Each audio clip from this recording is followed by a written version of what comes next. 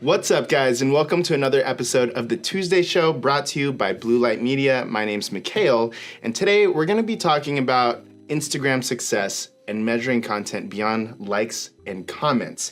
Before we get started today, today's episode is actually brought to you by Nutravenience, a plant-based meal delivery service based in Costa Mesa, California, delivering to anybody in Orange County delicious vegan and plant-based meals that help trim you down, and they're absolutely delicious. Never really thought I'd be a huge proponent of plant-based foods, but this stuff's pretty good.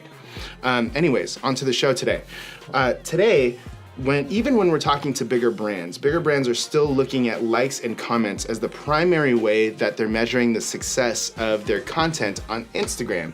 And although that this is a great measure, it's not very deep. When we took a poll, it actually showed that 50% of people will actually like posts just because of the brand that it's coming from, and the other 50% will like it because of the actual content itself. So it's not a really good measure of how well the content is being produced or the impact it's making because it's super split.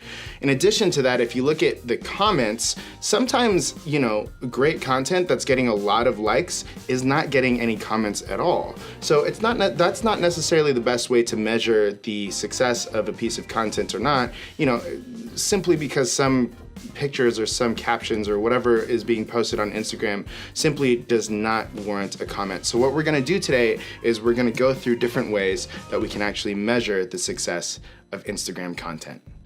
There are multiple metrics that are available on Instagram business pages, and I do want to stress that it is on business pages, so if you are running a personal page right now, you're not going to be able to see the same things.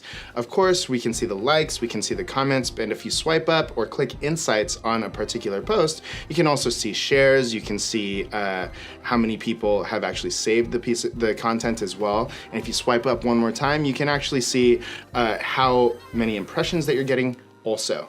Now, with the new creator pages that were just released, you can also see some deeper audience insights, like how many people have followed and unfollowed you in a certain span of time. Now, there isn't a lot of context to that data, unfortunately. It doesn't say things like, how long somebody was following you before they unfollowed you. So in our opinion, it's kind of useless. But what we're going to focus on today is the impressions, the shares, and the saves. One of the metrics that we like to assess are the impression breakdowns. So if you swipe up on your content after you click insights, you can actually see how many impressions a piece of content is getting in different categories. There's in feed, there's gonna be home, there's gonna be other, and the other one is hashtags. And hashtags is really what we wanna dive deep in today, because people are kind of like straying away from the hashtag strategy, but we found that it's actually very important and can help increase your organic reach significantly. One of the things that we want to talk about is measuring the effectiveness of hashtags. Hashtags can be a very powerful tool that can help make sure that your content is being seen by more people than the ones that are just following you. Now, when you click insights and you swipe up, sometimes you'll notice that you're not getting a lot of reach on your hashtags or a lot of impressions on your hashtags. This could mean that it's time to actually break up and create a new group of hashtags, because Instagram might think that you're kind of trying to spam or attack a certain category, but also it could mean that your content isn't matching the hashtags that you're actually choosing. Now, you should always shoot to consistently have more people see you via hashtags than just the ones that are seeing in your feed. As you know, Instagram's algorithm is not letting you be seen by everybody that's following you at the same time unless they're consistently interacting with you. So using the correct hashtags will help categorize you outside of that and be seen by more people consistently.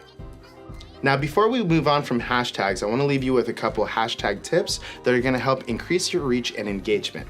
Of course, you want to be using 20 to 30 hashtags per post. And I know that that seems a lot, and if you're worried about the aesthetic of your captions, just put it in the first comment. In fact, we've actually seen that hashtags in the first comment perform better than the ones that are in the captions, despite what people might tell you. And of course, that's as of today. Things might change in the future.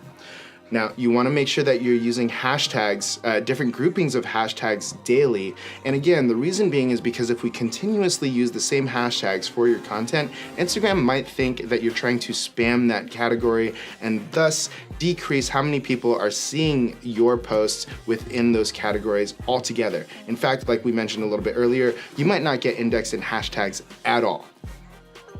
You want to use hashtags that are relevant to your post as well. So if you're posting pictures of food, don't put travel photography on there or outfit of the day. Just because those hashtags are getting a lot of engagement doesn't mean that you're necessarily going to get that same engagement if your post doesn't actually match with what you're categorizing it under.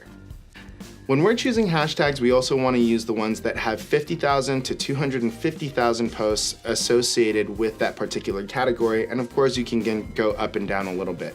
Now, the reason being is because within that range, we believe that you actually have a better chance of being seen under that hashtag as opposed to the ones that have like 2 million posts associated with it. What that means is too many people are using that, so you're not going to stay up on the most recent posts as long and give your content the chance to be seen, right? Now, with that being said, pick one or two ones that have like 1 million posts or 2 million posts with it. You do have a chance of going viral. Now, lastly, what you want to do when you're choosing hashtags is be sure to use ones that people might actually be following, right? So you don't want to choose hashtags that are branded for one, even though it might have a lot of posts, but you want to choose ones that, people might be looking up every day. The easy ones for us to kind of point out right now are the ones that have to do with like inspirational quotes or motivational memes, anything like that. Those are the type of hashtags that people might follow. Of course, people might follow things like vegan recipes, daily workouts, things like this. So there are things that people will follow on a daily basis, and you can actually see that when you're searching for hashtags, and that'll allow you to be seen more frequently and get more reach with every tag that you use. The next metric we want to talk about, or metrics that we want to talk about, are the shares and saves. And although you might not be able to see that on its surface, it's still a very important way to measure the impact of your content.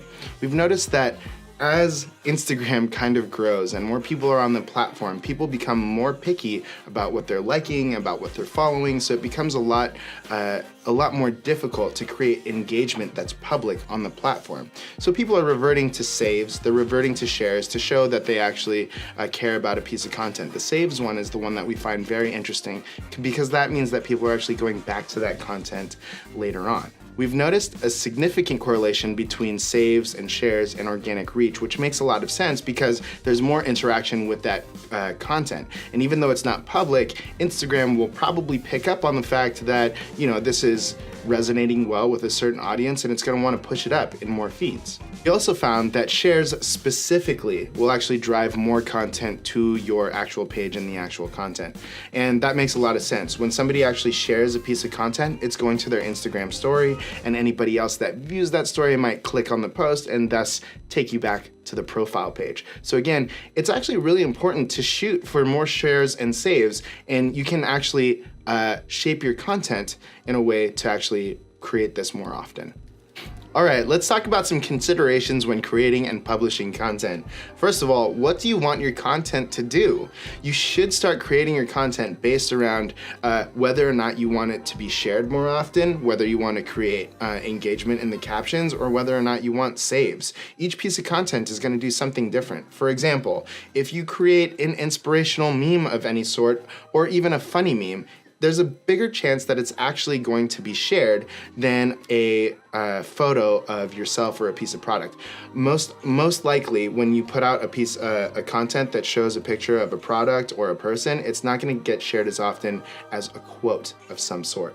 Take into consideration that not all content deserves a comment. So if you are looking for comments to be a measure of how impactful your content is, make sure that you're using like captions that actually get people to read and spark conversation, or a photo that might actually intrigue somebody to ask a question or something like that. Sometimes somebody will just like something and save something and never leave a comment at all. In fact, we've seen content that gets hundreds of shares and hundreds of saves, but 2 or 3 comments, and that's very common, especially if there's no reason for somebody to talk about it at all.